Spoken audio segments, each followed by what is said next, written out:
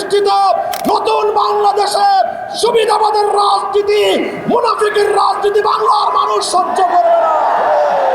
এদেশের জনগণের গণরায়কে যদি হাইকোর্ট দেখান, এদেশের জনগণ রাজপথে আপনাদেরকে মোকাবেলা করবে ইনশাআল্লাহ। 70% জনগণের বিপক্ষে গিয়ে দেশের ক্ষমতার মস্তদে টিকতে পারবেন না।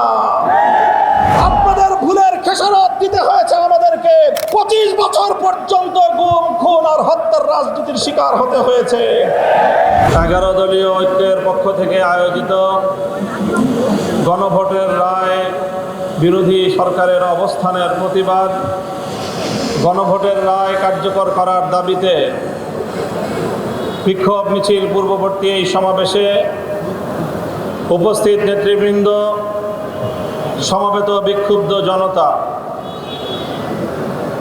একটা গল্প শুনেছি আমরা গ্রাম বাংলার। একজন মা, সে তার নিজের ছেলে এবং নিজের মেয়ের জামাতা সম্পর্কে মন্তব্য করতে গিয়ে বলেন, আমার ছেলেটা খুব খারাপ, শুধু শাশুড়ির কথা শুনে, আর আমার মেয়ের জামাইটা খুব ভালো, কারণ সে শুধু আমার কথা শুনে। আপনার ইভেন্টের পরিকল্পনা থেকে বাস্তবায়ন এখন এক ঠিকানায়। মেহফিলিস্তান নিখুঁত ইভেন্টের বিশ্বস্ত নাম। কথা শুনলে মেয়ের জামাই ভালো, আর কথা না শুনলে নিজের ছেলেও খারাপ। আজকে বিএনপির হয়েছে সেই সুবিধাবাদের রোগ।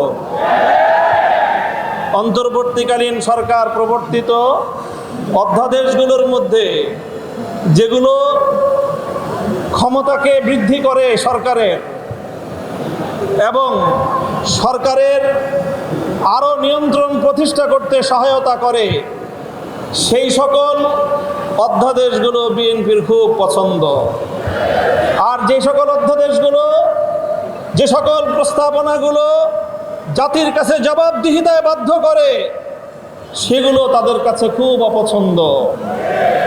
তাই আমরা মনে করি বিএনপি আজ যেই রাজনীতি করছে, সুবিধাবাদের রাজনীতি। আমরা নির্বাচন পূর্ববর্তী সময়ে বিএনপির আরেকটি চরিত্র লক্ষ্য করেছি, সেটা হলো তলে তলে বিএনপি সারা দেশে গণভোটে ন্যায়ের পক্ষে ক্যাম্পেইন করেছে, কিন্তু প্রকাশ্যে সে ন্যায়ের পক্ষে কথা বলার দুঃসাহস তাদের ছিল না, সেই সৎসাহস তাদের ছিল না। এই জন্য লক্ষ জনতার সামনে বিএনপি প্রধান জনাব তারেক রহমান সাহেব গণভোটে হায়ের পক্ষে তিনি ক্যাম্পেইন করতে বাধ্য হয়েছেন। আমি জিজ্ঞাসা করি, উপরে এক কথা, তলে তলে আরেক কথা বলে, এটাকে আমাদের দেশে কি বলে? মুনাফিকি বলা হয়। তাই আজ বিএনপির রাজনীতির দুই বুনিয়াদ, দুটি নীতি জাতির সামনে স্পষ্ট। এক হলো মুনাফিকির রাজনীতি, আর এক হলো সুবিধাবাদের রাজনীতি। মনে রাখবেন, জুলাই বিপ্লবের রক্তের উপর প্রতিষ্ঠিত নতুন বাংলাদেশে সুবিধাবাদের রাজনীতি, মুনাফিকের রাজনীতি বাংলার মানুষ সহ্য করবে না। জনগণের পক্ষে, দেশের পক্ষে আপনারা যদি অবস্থান গ্রহণ করতে ব্যর্থ হন, দেশের জনগণের ম্যান্ডেটকে যদি আপনারা বৃদ্ধাঙ্গুলি প্রদর্শন করেন, বারবার বলছি, এদেশের জনগণের গণরায়কে যদি হাইকোর্ট দেখান, এদেশের জনগণ রাজপথে আপনাদেরকে মোকাবেলা করবে ইনশাআল্লাহ। 70% জনগণের বিপক্ষে গিয়ে দেশের ক্ষমতার মস্তদে টিকতে পারবেন না।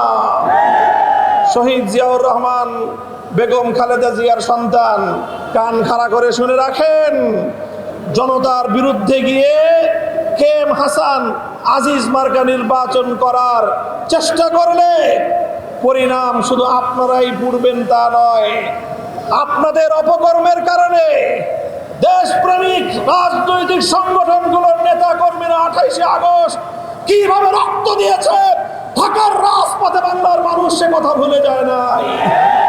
আপনাদের ভুলের খেসারত দিতে হয়েছে আমাদেরকে। 25 বছর পর্যন্ত গুম, খুন আর হত্যার রাজনীতির শিকার হতে হয়েছে।